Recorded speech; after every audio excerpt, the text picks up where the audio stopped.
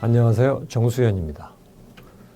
경영자들이 많이 듣는 말 중에 공격적 경영이란 키워드가 있습니다. 이 말은 상당히 매력적으로 느껴지지만 한편으로는 약간 두려움을 주기도 합니다. 안전하게 수비 위주의 경영만 하고 있으면 시장에서 도태될 가능성이 많습니다. 따라서 새로운 사업에 투자를 하거나 사업 규모를 늘리는 등 적극적인 경영을 해야 살아남는다는 것이 경영의 상식입니다. 하지만 과감하게 투자했다가 실패할 경우의 부담감이 늘 경영자들을 짓누릅니다. 공격적 전략이 갖는 필연적인 리스크 때문에 자연히 몸을 사리게 됩니다. 바둑에서도 공격적인 전술은 비슷한 면이 있습니다. 공격은 매력적이지만 실패하면 패배를 재촉하는 악수가 될 수 있습니다. 반상의 마케팅을 하는 바둑 고수들은 이런 공격적 경영과 리스크 문제를 어떻게 해결할까요? 공격은 스포츠 경기에서 매우 중요시되는 전술입니다. 축구에서 공격을 할 때 팬들이 환호하고 또 공격을 해야 골을 넣을 수 있습니다. 공격적인 경기를 해야 기선을 제압하며 경기를 주도할 수가 있죠. 그래서 공격이 최선의 방어라는 말이 흔하게 쓰이고 있습니다. 바둑 역시 공격이 수강받는 것은 마찬가지입니다. 화려한 공격 바둑을 구사한 유창혁 구단은 세계 최고의 공격수로 불렸고 일본의 가또 마사오 구단은 대마 킬러라는 별명으로 불리었습니다. 공격력이 뛰어난 바둑 고수들은 집차지에 능한 기사들보다 바둑 팬들에게 인기가 많습니다. 심리적인 면에서도 공격은 또한 매우 신나는 전술입니다. 바둑을 두는 사람들은 누구나 상대방의 대마를 공격할 때 통쾌감을 느낍니다. 공격하던 돌을 잡아서 따낼 때의 기쁨은 말로 형용하기 어렵습니다. 사냥꾼이 사냥감을 쫓듯 달아나는 적의 대마를 공격하는 것은 인간의 원초적 공격 본능을 충족시켜주는 효과가 있습니다. 또한 공격 전술은 성공할 경우 실질적 효과가 매우 큽니다. 만일 공격하던 대마를 잡아버린다면 수많은 포로와 함께 막대한 영토가 생기기 때문에 그것으로 승부가 결정돼 버리기도 합니다. 설사 잡지 못한다고 해도 공격하는 동안 많은 소득을 올려 우세를 확립할 수가 있습니다. 성공적인 공격 장면을 하나 보기로 하겠습니다. 예전에 일본의 고수 후지사와 슈코 구단과 기다니 미노루 구단이 둔 바둑입니다. 기다니 구단은 일본 바둑계의 거장으로 조남철 구단을 비롯한 몇몇 한국 기사들의 스승이었죠. 기다니 구단의 기풍은 실리, 즉 확실한 집을 중시하는 스타일입니다. 그런 기풍을 반영하듯 이 바둑에서도 일찌감치 좌변과 좌상귀, 우하귀에서 현금 같은 실리를 50집 정도 차지했습니다. 이에 비하여 흑은 우상귀의 10여 집을 빼면 아직 확실한 집이 거의 없습니다. 현금 자산면에서 백이 많이 앞서 있는 상황입니다. 그 대신 동그라미 표시가 된 백의 거대한 대마가 미생으로, 즉 아직 살아있지 않은 상태로 있습니다. 흑은 이 백돌들을 공격하여 전과를 올려야 합니다. 후지사와 구단은 흑 1에 들여다보고 3에 두어 백대마를 공격합니다. 기다니 구단이 104와 6으로 움직이자 흑 5와 7로 포위를 합니다.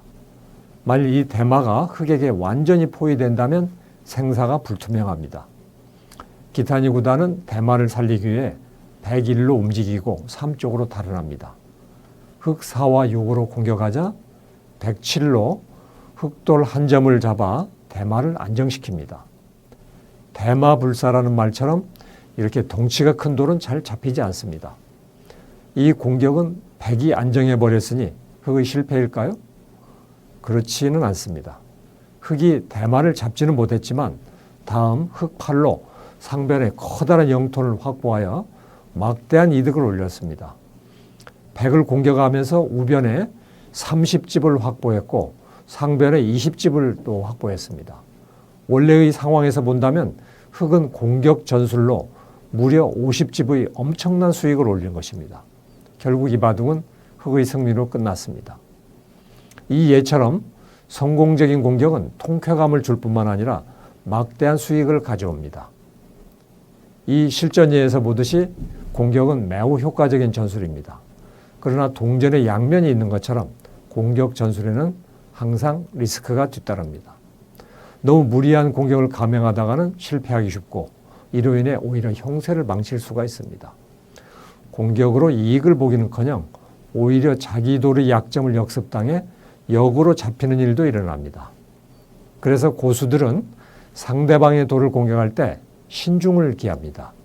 이와 관련하여 중국에서 전해 내려오는 바둑 10계명인 위기 10결에 공피고하라는 말이 있습니다. 남을 공격하기 전에 자신부터 돌아보라는 뜻입니다. 공격적인 작전을 수행하다 보면 분위기에 들떠 자기 약점을 등한시하기 쉽고 그로 인해 역습을 당하는 일이 자주 생깁니다. 따라서 공격을 하려면 먼저 자기 약점부터 체크하라는 것이죠. 공격 전술이 갖는 리스크를 고려하여 바둑 고수들은 대마를 잡자는 올인전법 대신 다른 소득을 얻는 전략을 선호합니다. 즉 공격하면서 실리나 세력 등 부수적인 이익을 추구하는 것입니다. 이런 공격은 실패하더라도 손해볼 일이 없겠죠. 예를 하나 보겠습니다. 우변 흑진에 침입해온 백돌에 대하여 흑일로 공격을 한 장면입니다. 102로 달아나자고 했는데요. 여기서 흑은 A로 포위하며 공격하는 수와 B로 몰아가는 수를 생각할 수 있습니다. 어느 쪽을 택하는 것이 좋을까요? 기분으로는 흑1에 씌워 포위하고 싶습니다. 102에 달아나면 다시 흑3으로 포위합니다. 이것은 대단히 호쾌한 공격입니다만 104와 같이 흑집을 깨뜨리며 살자고 하면 골치 아픕니다. 흑이 공격에 실패하면 손해를 볼 가능성이 많습니다. 좀 위험한 공격이라고 볼 수 있죠. 이런 경우 고수들은 리스크를 피하여 흑일로 공격하는 수를 선호합니다. 일단 우변의 영토를 키우면서 백을 쫓는 것입니다. 이에 102로 달아나면 흑3에 뛰어 계속 백도를 추격합니다. 중앙에도 흑의 든든한 세력이 생기고 있어 흑은 불만이 없습니다. 이런 공격은 실패하더라도 이미 적정한 수익을 얻고 있어 망할 염려가 없을 것입니다. 공격적인 전법이 갖는 장점과 단점을 함께 살펴보았습니다.